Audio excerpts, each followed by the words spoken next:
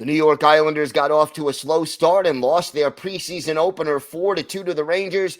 We'll tell you why. There's no real reason to panic, and take a look at some of the highlights of this game and break it all down for you. That and more coming up on today's Locked On Islanders podcast. Your Locked On Islanders, your daily podcast on the New York Islanders. Part of the Locked On Podcast Network, your team every day.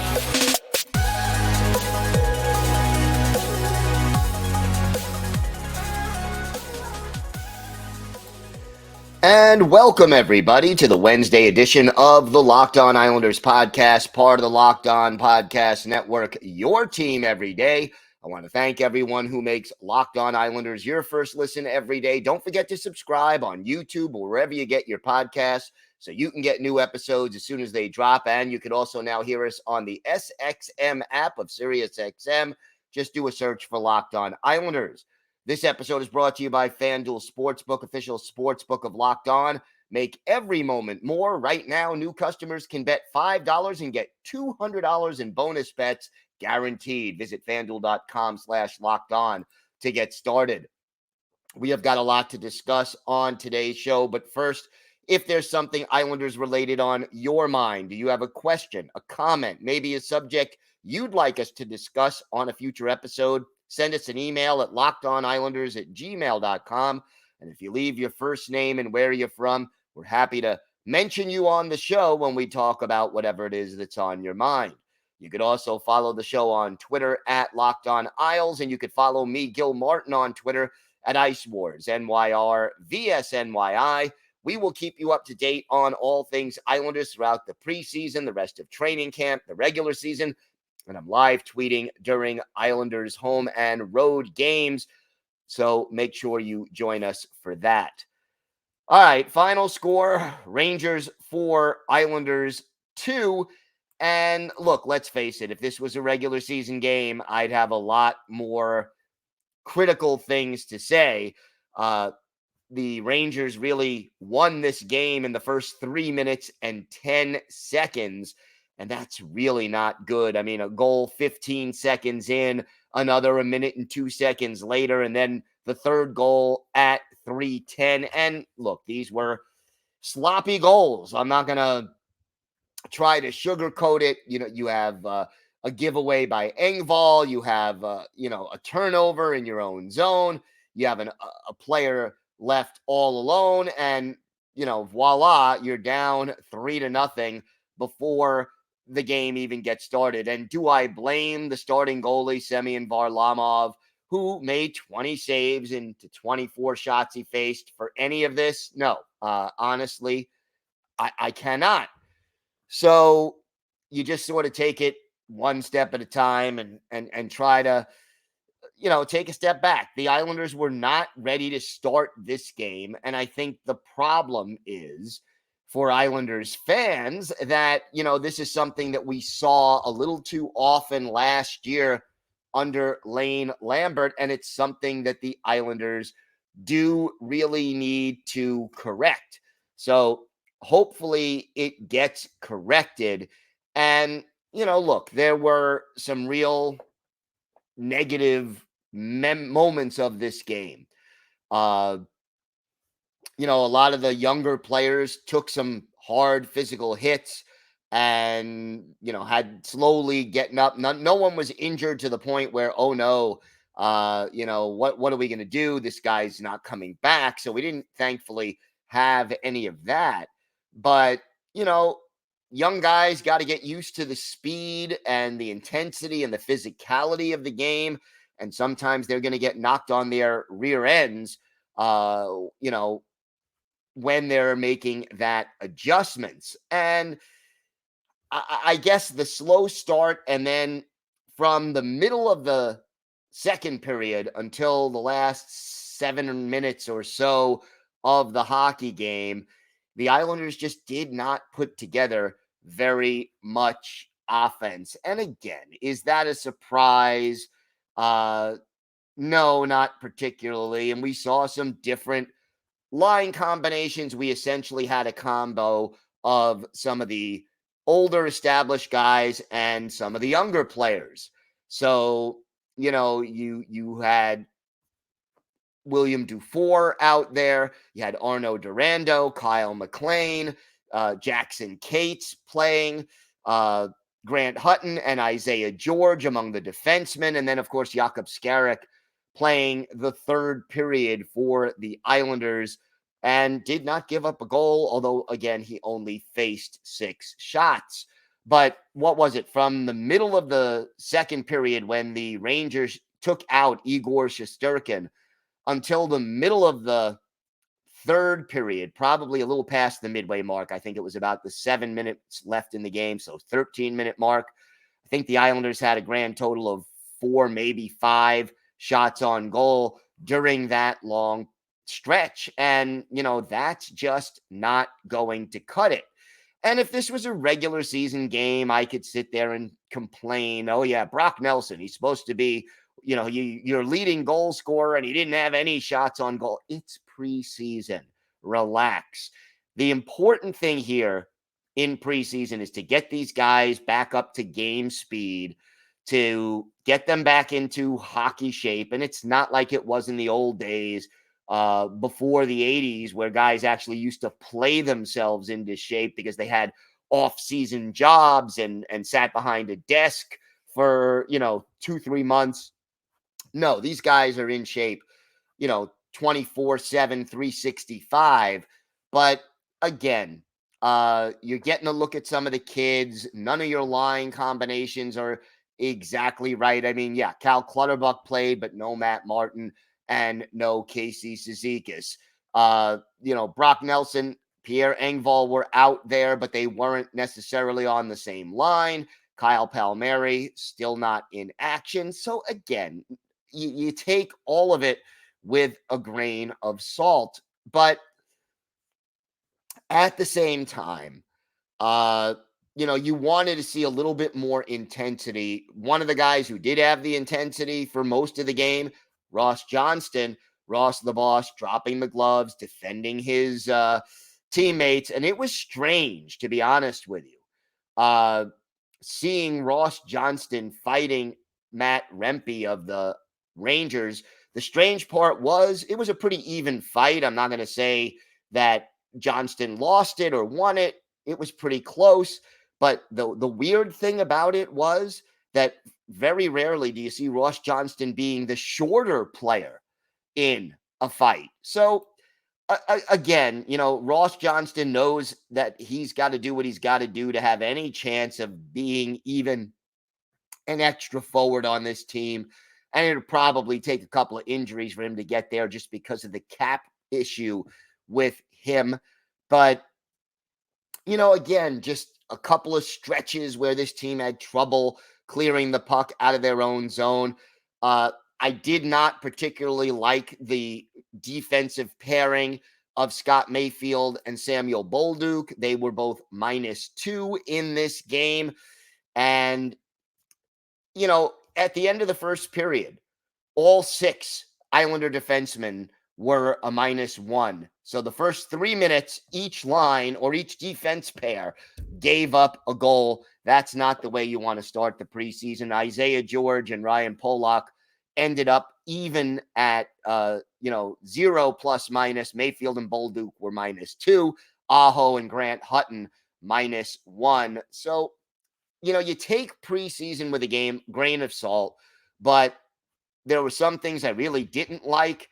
But when we come back, we're going to talk about the things that I really did like. And it's nice to see that there were some reasons for optimism in this game. So we've got that and a whole lot more still to come on today's Locked On Islanders podcast. And oh yeah, if you're looking for a clue on our Islanders birthday of the day, well, I'm going to give that to you right now. This is a player who is better known for playing for other teams, was only an Islander for 18 games at the end of his career, which was during the 1998-99 season, a center. So let's see if anyone can guess this one. It's pretty tough. All right, today's episode is brought to you by DoorDash. Missing the syrup for your pancakes or just ran out of your favorite coffee creamer? Well, with DoorDash grocery delivery, you can get what you want right when you want it. You've trusted DoorDash to deliver to your restaurant favorites. Well, now you can get grocery delivery that actually delivers too. With thousands of grocery stores to choose from, you'll find the best in your neighborhood and boost your local economy with each and every order. You'll get exactly what you ordered or we'll make it right. So sit back and enjoy quality groceries just like you pick them yourself. Want even more value? Well, you could save on all your grocery and restaurant favorites with a $0 delivery fee on all eligible orders with a Dash Pass membership with easy substitutions right in the app and best-in-class customer support. DoorDash delivers groceries exactly how you want it. Get 50% off your first DoorDash order, up to a $20 value when you use the code LOCKED at checkout. Limited time offer, terms apply. That's 50% off, up to $20, no minimum subtotal, and zero delivery fees on your first order when you download the DoorDash app in the App Store and use the code LOCKED. Don't forget that's code LOCKED for 50% off your first order with DoorDash.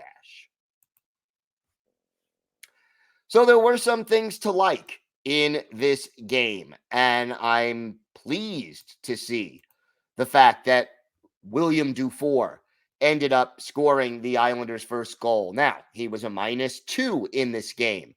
Still needs work. And here's the thing that you sort of, you want to see the positives from these young players. And it was a power play goal. It was a nice shot from an angle. And I like the fact that he went after the loose puck, shot it from down low, and he scored off, Igor Shesterkin, which is an accomplishment. And I'll say this, the power play itself, yeah, they scored the one power play goal, didn't score on their other chances, but I liked seeing the fact that this power play, both times that they had the man advantage, were actually moving the puck quickly and passing it quickly. And all I could say is, finally, I mean, everydayers, I've been calling for that. Move the puck, pass it quickly, and move when you don't have the puck. I've been saying that for the better part of 2 seasons now. And to John McClain and Lane Lambert's credit, they were doing that. Now, it worked once where they got a goal. Another time it didn't result in a goal. But at least they are moving the puck. And that makes your penalty killers chase the puck. It tires them out. And it creates an open man. And it did help create an open man on the goal by William Dufour. Also, Arnaud Durandeau, a goal and an assist. Now, in practice and in the scrimmages, Durandeau has been playing with Bo Horvat and Matthew Barzal. Neither of them played in this first game, but Durandeau, you could put him in there with, 2 5-year-olds. He's going to hustle. He's going to give you everything he's got, and he's got a nose for the net. So Durandeau, a goal and an assist. Good to see. And he, again, is trying to make a case to be on this roster this year. Jackson Cates getting an assist in his, preseason Islanders debut. Hudson Fasching with a great pass that set up the Arnaud Durandeau goal. And you want to look at the shots on goal, 5 for Ryan Pollock. So he led the way in that category. But, Matthew Maggio also with a helper and, only had 1 shot on goal. But I think, Dufour and Maggio did not look out of place. I think Dufour still needs a lot more work on what he's going to do when he doesn't have the puck. Maggio did not, neither one of them looked very slow. It wasn't like they were unable to change direction or they were unable to keep up with the pace of play.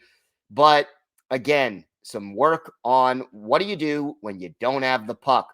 And I could tell you right now these guys could be really dangerous goal scorers, but if they can't back check, if they're not sound defensively, they're not going to play a lot for the New York Islanders. And if they do get called up and play, I can also tell you right now, you're going to see them make a mistake or two mistakes and then get benched. So you don't want to see that. That is, not what you hope for. That's the kind of thing that ends up hurting a player's confidence and can hurt their development. Now, I think the good news also, I believe, is that Lane Lambert is a little better at communicating the tough love. And if you want to put that in air quotes, be my guest. But he's a little better at communicating the tough love than Barry Trotz was. Although I'm not so sure William Dufour would fully agree with that after what he went through during his only game last year. And oh yeah, Isaiah George. I know a lot of people were excited about George, and he showed you some of the reasons to be excited. But he also, had his share of giveaways and just sort of played a little bit sloppy at times in his own zone. So again, you take this with a grain of salt. Nobody is expecting 19-year-old Isaiah George to make this team. And if he does, I can tell you right now, he's not playing more than 9 games this year and then getting sent back to junior because he's ineligible to play in the AHL. He either plays in junior or the NHL. He can be with the big club and play in 9 games, but that's it. I don't even think they do that. I think it's better for his development and his and for his confidence for him to go back down to junior. Now, if he plays out of this world the rest of the preseason and in training camp, yeah, maybe you give him a reward with a game or two, but I really don't think that is likely for the New York Islanders, and we'll see what they decide to do. But Isaiah George showed promise, but also showed that he has a way to go. Sebastian Aho, I think, did a fairly good job. 4 block shots for Aho, 3 for Brock Nelson in an exhibition game. I got to say, I give credit where credit is due for those guys for hustling. But overall, after the first 3 minutes and change, this wasn't a terrible game. If the Islanders would have showed up from the opening faceoff, they might have had a chance to win this one. I think the Rangers would be a little happier with the way this game was played than the Islanders will be. But there are some bright spots. It is preseason. Half the guys on the ice are not regular NHL players. And I just think there's no need to panic at this point if you are a New York Islanders fan. Look at the bright spots, some of the good things the kids did, the puck movement on the power play, and the good goals by Arnaud Durandeau, who did a nice job, and he's always hustling, that kid. I really like the way he plays. You certainly have to be happy with a goal by William Dufour, and you just sort of build on that and just look at the potential that these players have and enjoy the ride as they learn and develop into potential NHLers. All right, we have got more to get to on today's show. We continue our player-by-player look at the Islanders, what role they're expected to play, and what they need to do to be successful for the Islanders this year with Alexander Romanov, and we've got our Islanders birthday of the day. All that and more still to come on today's Locked On Islanders podcast. So we continue our player-by-player look at the Islanders roster with Alexander Romanov. Everydayers, yesterday we did Scott Mayfield. So we're going through this entire roster. And Romanov last year was a tale of 2 seasons. In the first half of the year, he was kind of tentative and, made a lot more mistakes, wasn't as confident wasn't as consistent in his own zone. And look, Romanov is the kind of guy who, to be effective, has got to be physical and he's got to play well in his own zone. Finished the year with 198 hits, but the previous season with the Canadiens had 227. So you want to see more of those. And I'm not worried about offense when it comes to Alexander Romanov. But to me, if you were to ask me, what is a successful season for Alexander Romanov? Number one, stay healthy. We know he had shoulder surgery in the offseason. Lou Lamoriello had said he wasn't sure if Romanov rather was going to be ready for the start of training camp. He was. So stay healthy. Give me 75 plus games. Be physical. I want that hit total closer to 225 than 200, which, he came close to last year. And give me 20 plus minutes a game. He had 24 with the Canadiens 2 seasons ago. Last year went down to 19-27. I'd like to see it on the north side of 20. I would like to see Romanov even involved in killing some penalties. He did have one shorthanded assist last year, but he's got to do a better job. And again, just be more consistent of getting the puck out of your own zone. And we all know, Islander fans know, this is something that almost all of the members of this team struggled with at one time or another. But essentially, if we get second half of the season last year, Alexander Romanov, for 60 of the 75 or 80 games that he plays, if he picks up more or less where he left off, I think that's a successful season. Give me 2 goals and 20 plus points and I'll be thrilled. Keep the penalty minutes under 50. He did that last year. Be a plus player. He was a plus 13 last year. And help out on the penalty kill. You do all those things and you're smart and physical in your own zone, you've got a good season for Alexander Romanov. And, to me, he's been in this system now for a year. He knows his teammates. He knows what Lane Lambert expects of him. And just overall, I think that this is a great opportunity for Alexander Romanov to take that step forward. And remember, he's only 23 years old, which defensemen and power forwards tend to take longer to develop than most other forwards. Goalies tend to take a little longer as well. But 23 for a defenseman is still considered you haven't reached your potential and prime yet. And this is only his 4th NHL season. So, you think he's a little older than he is based on his experience, but he is still developing. And I think we're going to see a better performance overall out of Alexander Romanov this year. So I like what we got out of Romanov last year in the second half. Now we need to see more of it. And look, he's earning $2.5 million a year this year and next year. Then you got to either, sign him as an RFA, restricted free agent, or you got to let him go. So Romanov has plenty of incentive to play for that contract. I think he's worth it so far. I think he's shown a lot of potential. Now we need to see him take the next step for the New York Islanders. All right, let's hope he can get that job done. Time now for our Islanders birthday of the day. And we are a day late on this, but yesterday, Tuesday, was the 56th birthday of former Islanders center Craig Janney.